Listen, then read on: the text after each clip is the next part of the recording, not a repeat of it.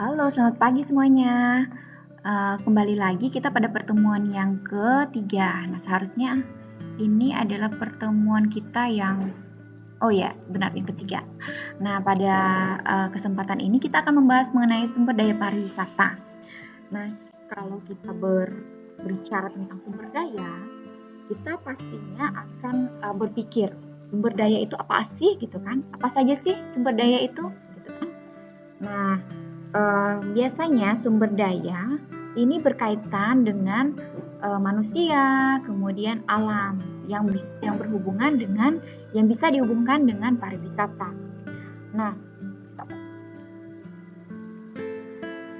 kalau kita berbicara tentang industri pariwisata, eh, biasanya ini berhubungan dengan sumber dilema yang terjadi bagi manusia untuk menyeimbangkan penggunaan sumber daya dan usaha konservasi. Konservasi tahu? Konservasi itu berkaitan dengan perlindungan, gitu kan. Nah, tentunya ini untuk kepentingan umum secara luas. Nah, secara umumnya bahwa seperti yang kita ketahui bahwa pembangunan ekonomi itu juga dapat memodifikasi sumber daya dan mengubah struktur terutama untuk pola konsumsinya. Nah, salah satunya sektor pariwisata ini sendiri, gitu. Nah, karena memang tidak dapat dipungkiri bahwa berjalannya suatu industri, terutama pariwisata ini, itu sangat bergantung pada sumber daya yang tersedia. Nah, kemudian bahwa dikatakan sumber daya itu merupakan atribut alam yang bersifat netral, sehingga dapat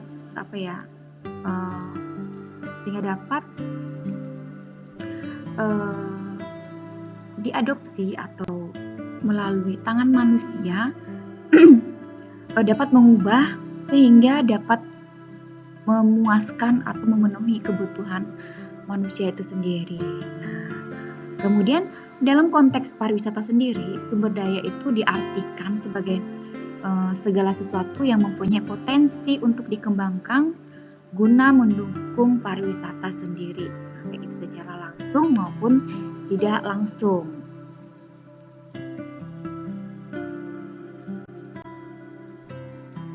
Nah, secara umum di sini dikatakan bahwa pembangunan ekonomi tadi sudah saya jelaskan di awal bahwa itu dapat memodifikasi sumber daya dan mengubah struktur pola konsumsinya termasuk di dalamnya sektor pariwisata.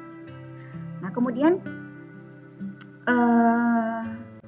dalam konteks pariwisata, sumber daya sudah dijelaskan juga di awal bahwa menjadi salah satu faktor pendukung pariwisata, baik itu secara langsung maupun tidak langsung. Nah, sumber daya yang terkait dengan pengembangan pariwisata itu berhubung dengan sumber daya alam, sumber daya budaya, sumber daya minat khusus, dan tidak kalah pentingnya itu adalah sumber daya manusia sendiri. Nah, misalnya saja di tempat kerja atau di salah satu tempat pengembangan pariwisata, itu kita menggunakan sumber daya manusianya sebagai apa? Yang pertama itu sebagai tenaga kerja.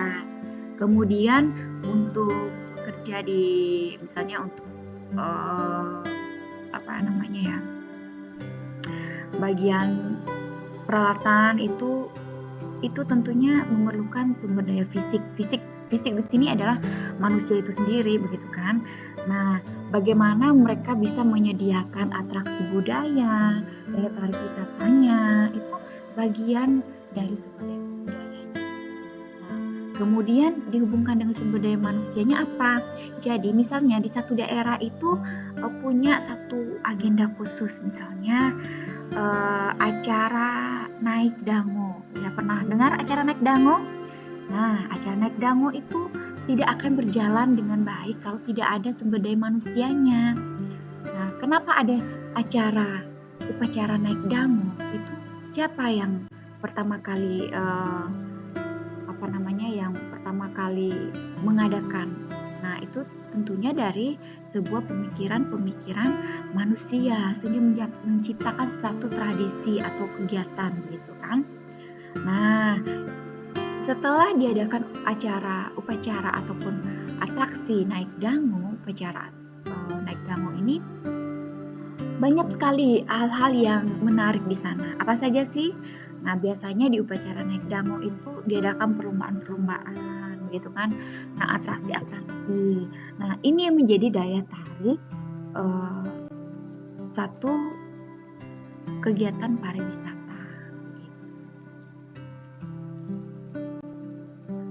Nah, di sini menurut Depbudpar tahun 2007 itu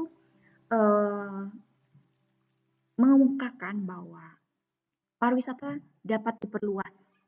Nah, termasuk berbagai faktor yang tidak tercakup dalam konseptualisasi secara tradisional yang selalu dihubungkan dengan sumber daya alam.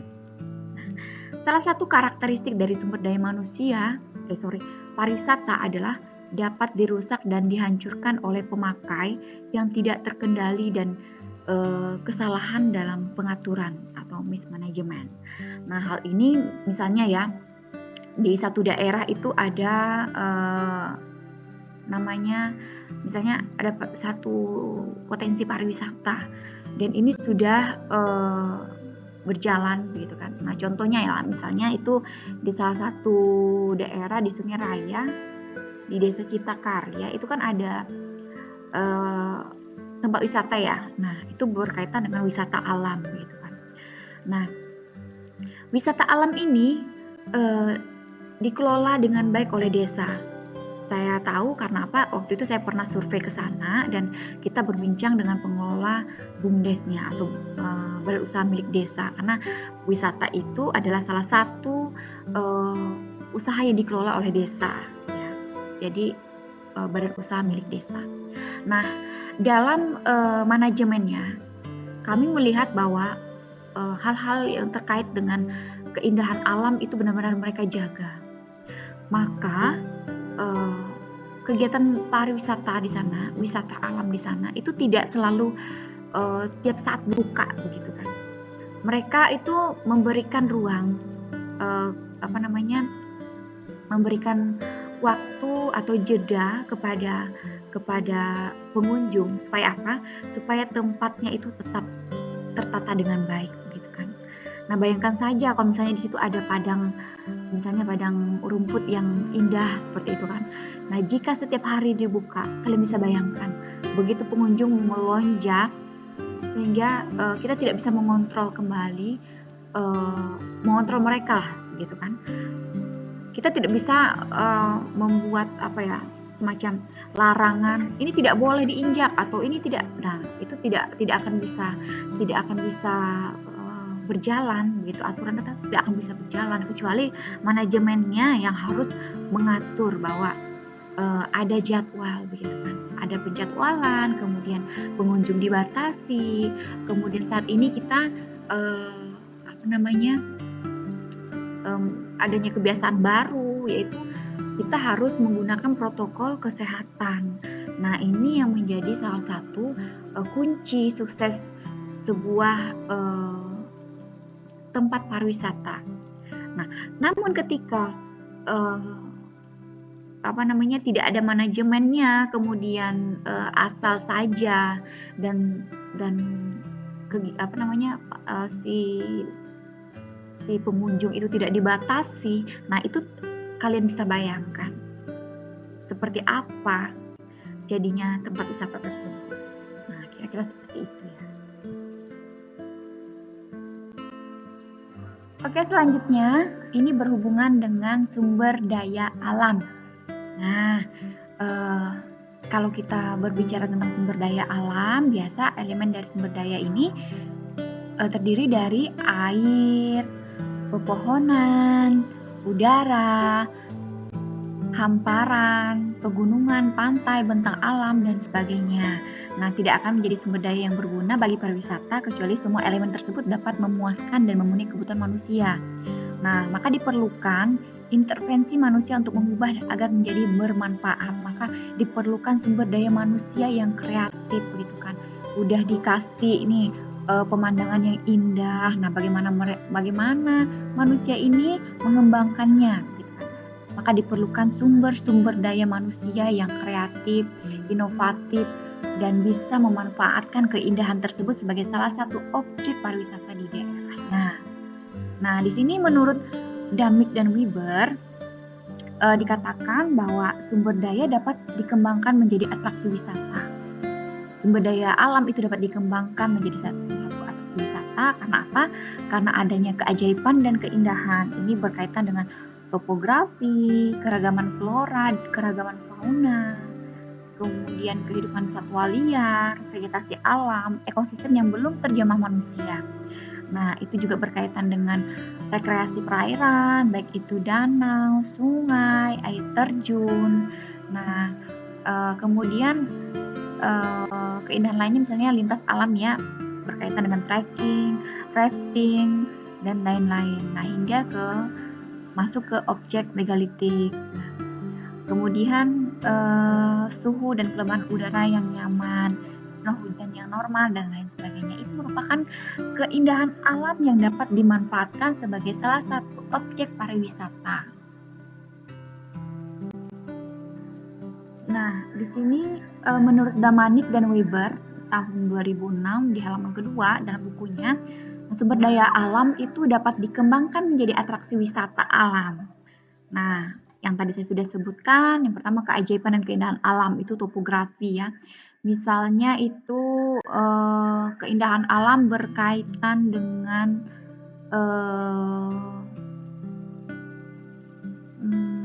ini ya, misalnya danau, kayak misalnya Danau Kelimutu. Nah, danau yang punya 3 warna. Itu merupakan salah satu keindahan alam yang terbentuk oleh alam begitu kan, bukan karena manusia tapi karena alam begitu kan. Nah, itu menjadi salah satu objek wisata yang menarik begitu. Kemudian keragaman flora. Keragaman flora ini berkaitan dengan tumbuh-tumbuhan. Nah, misalnya di Jepang itu pada musim-musim tertentu ada bermekaran namanya bunga sakura. Nah, sehingga ketika pada musim semi di Jepang itu banyak sekali para pengunjung itu datang ke Jepang untuk menyaksikan dan menikmati keindahan bunga sakura gitu. Kemudian keragaman fauna. Nah, ini berkaitan dengan hewan-hewan begitu kan. Nah, ini kita bisa datang ke kebun binatang. Nah, kemudian kehidupan satwa liar. Nah, kehidupan satwa liar ini artinya apa? Artinya hewan-hewan liar yang tidak dipelihara langsung begitu, tidak termasuk di dalam kebun binatang, tapi mereka itu memang tumbuh liar begitu dan mereka berkembang biak secara liar. Nah, itu misalnya di Afrika. Di Afrika itu ada salah satu tempat memang wisata liar untuk satwa-satwa liar yang memang mereka dibebaskan untuk berkembang gitu kan. Nah, seperti itu. Nah, vegetasi alam ini berkaitan dengan nah, kalau kita berbicara tentang vegetasi alam ini berhubungan dengan padang rumput, padang gurun, seperti itu ya. Misalnya ada hutan tropis, seperti itu. Kemudian ekosistem yang belum terjamah manusia, misalnya ada gua-gua yang terbentuk dari proses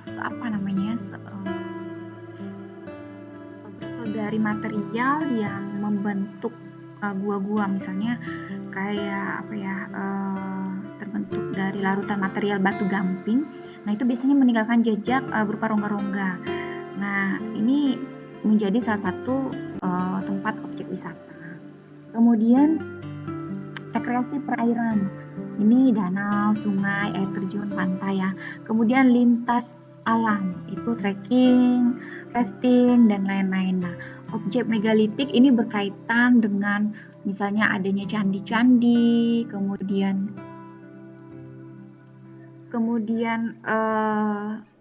bangunan yang disusun dari batu. Nah, kira-kira seperti itulah untuk objek megalit. Biasanya berhubungan dengan kayak misalnya zaman dulu lah, zaman-zaman yang belum mengenal namanya peralatan-peralatan modern atau peralatan-peralatan yang canggih begitu, tapi bisa berbentuk patung seperti itu. Kemudian suhu dan kelembaban udara yang nyaman, ini berkaitan dengan misalnya tadi itu adanya berkaitan dengan misalnya objek wisata pohon pinus ya, jadi di situ kelembaban udaranya nyaman, tenang seperti itu. Kemudian curah hujan yang normal dan lain sebagainya. Oke, seperti itu ya.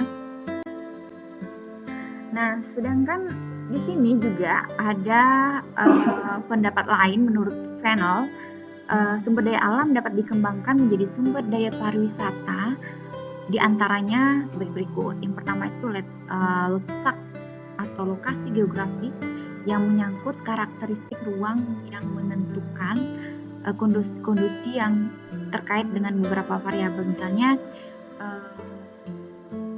di Eropa itu kan biasanya ada musim dingin dan tentunya biasa saking dingin sehingga muncul salju.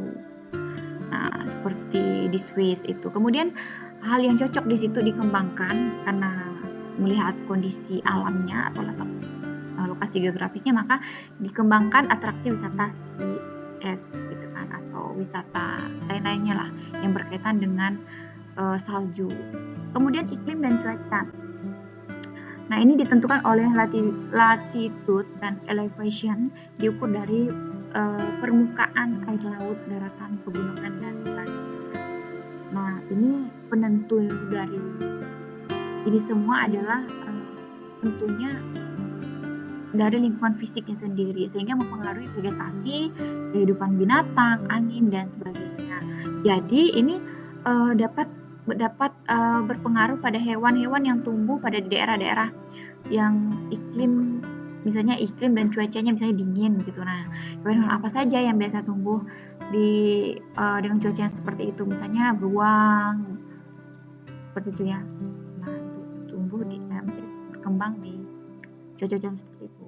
Kemudian topografi dan lanskap atau ini biasa bentuk umum dari permukaan bumi yang membuat beberapa areal geografis menjadi satu bentang alam yang unik dan menarik, sehingga bisa dikembangkan menjadi atraksi wisata.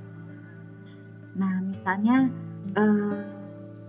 ini menjadi salah satu pembeda antara wilayah yang satu dengan wilayah yang lain. Nah, sehingga misalnya ya semacam, tentunya kalau misalnya kita lihat ya, wilayah alamnya Kalimantan Barat dengan wilayah alamnya Jawa Tengah itu pasti berbeda. Nah, kalian bisa lihat di sana itu banyak sekali tempat-tempat atau bentang-bentang alam yang unik, yang seperti misalnya ya ada pegunungan, gunung-gunung tertentu yang berimbas dari akibat gunung meletus misalnya. Nah, kemudian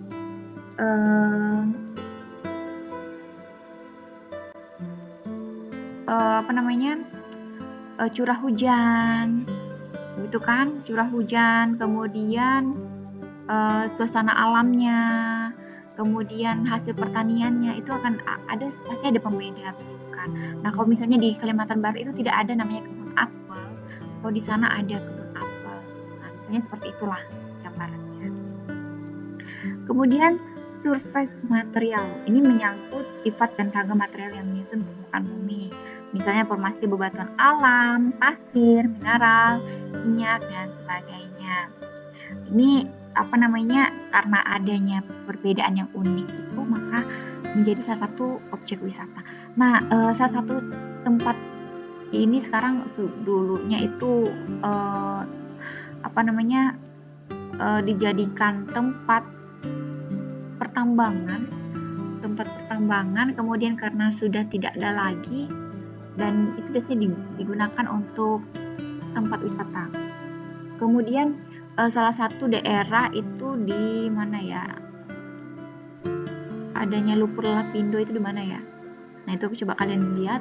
Nah, dulu akibat dari lumpur lapindo itu menenggelamkan beberapa kecamatan kan.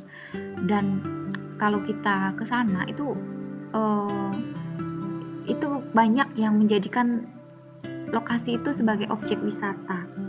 Nah, karena di sana kandungan gasnya itu sangat tinggi sehingga tidak bisa dijangkau secara luas lah begitu, hanya daerah-daerah tertentu saja, karena memang beberapa titik itu gasnya masih ada, seperti itu.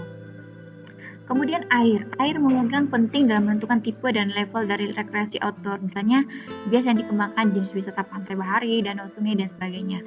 Nah, air ini berkaitan dengan misalnya arung jeram, kemudian misalnya di situ ada namanya sungai yang bisa dimanfaatkan sebagai arung jeram, menjadi salah satu atraksi atau salah satu objek wisata yang dapat dikunjungi oleh para pengunjung. Kemudian vegetasi ini merujuk pada keseluruhan kehidupan tumbuhan menutupi suatu area tertentu. Nah, kegiatan wisata sangat tergantung pada kehidupan formasinya. Nah, misalnya adanya tumbuhan seperti wisata ekowisata, konservasi alam, dan sebagainya. Kemudian fauna ini yang saya sudah jelaskan tadi ya, ini saya. Selanjutnya ini berhubungan dengan sumber daya manusia. Nah, sumber daya manusia merupakan salah satu hal yang sangat dan yang merupakan komponen yang dapat membangun industri pariwisata.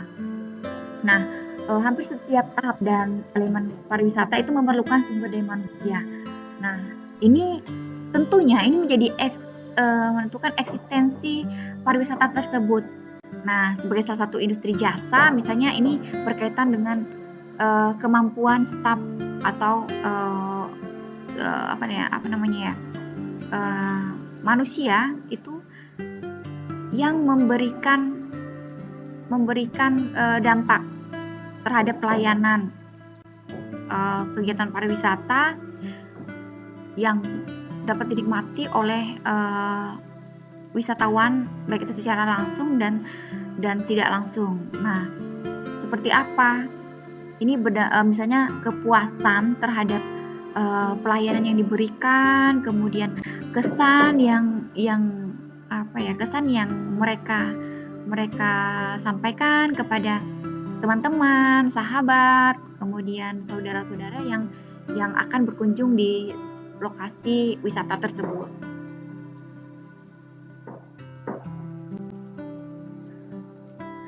Oke, di sini ada beberapa sumber daya manusia yang dikaitkan dengan industri pariwisata.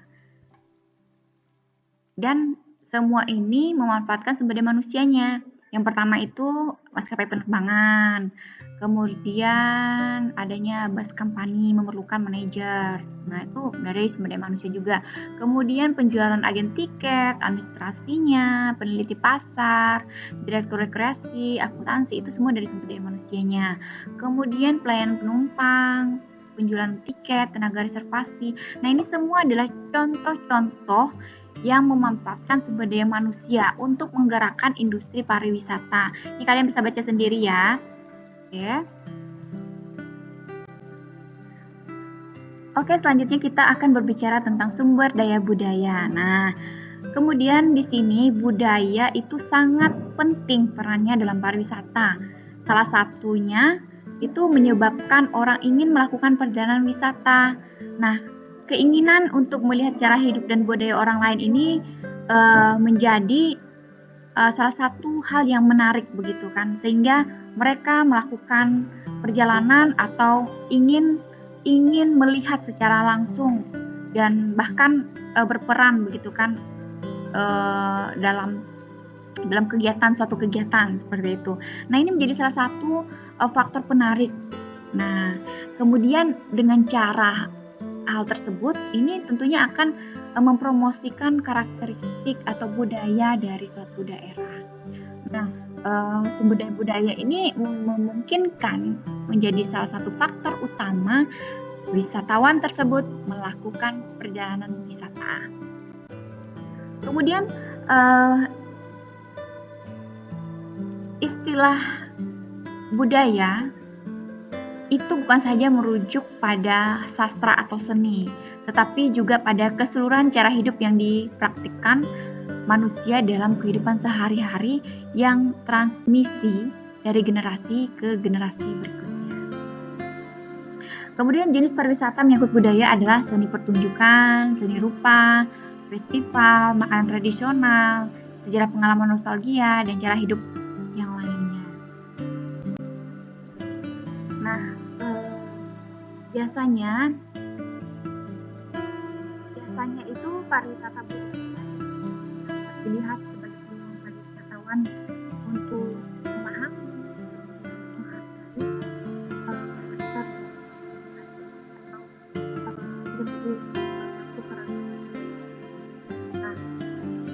tentunya pariwisata budaya itu memberikan kesempatan kepada wisatawan untuk kontak pribadi secara langsung dengan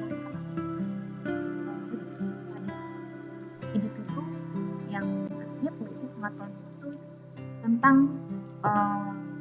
budayanya. Nah, tujuannya adalah untuk memahami makna suatu budaya dibandingkan dengan sekedar mendeskripsikan atau hanya melihat daftar fakta yang ada mengenai budaya dari satu buku. Mungkin lebih tepatnya mereka terjun langsung, kemudian melihat sendiri, menyaksikan sendiri, kemudian berbicara langsung, mengetahui secara langsung dari individu masyarakat lokal tersebut. Nah, sumber daya yang biasa dikembangkan di daya pariwisata antara lain yang pertama itu bangunan bersejarah, situs, monumen museum, galeri seni, situs budaya kuno, dan sebagainya. Kemudian seni dan patung kontemporer. Nah, ini banyak di sini ya, seni pertunjukan, seni keagamaan, murahan di masjid, dan sebagainya. Kemudian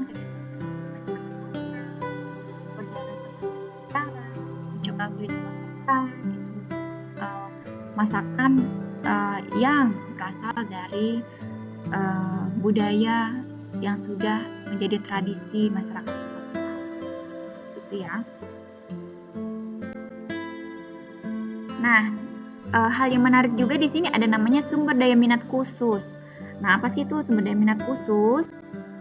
Nah, salah satu hal yang menjadi penentu atau adanya segmentasi atau spesialisasi pasar pariwisata khususnya untuk bidang pariwisata ini saat ini sudah berkembang dan cenderung itu wisatawan itu memiliki minat khusus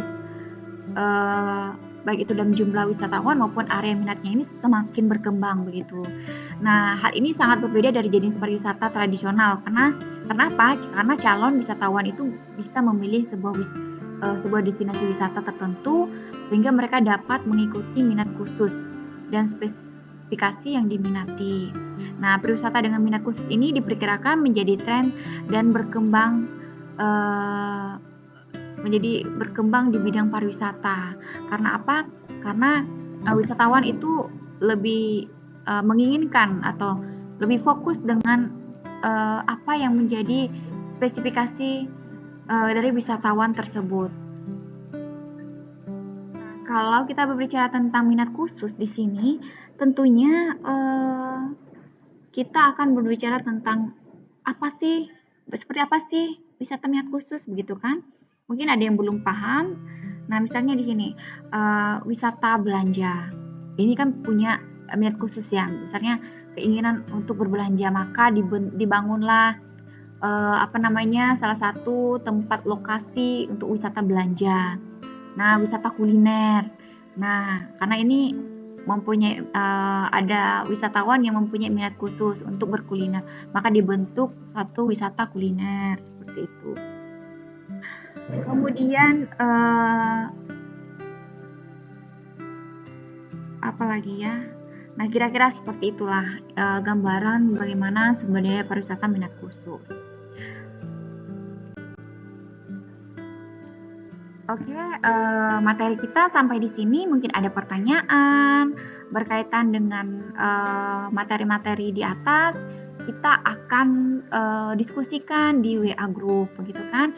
Nah, silakan kalian mengajukan pertanyaan atau menanggapi hasil materi kita pada pagi hari ini.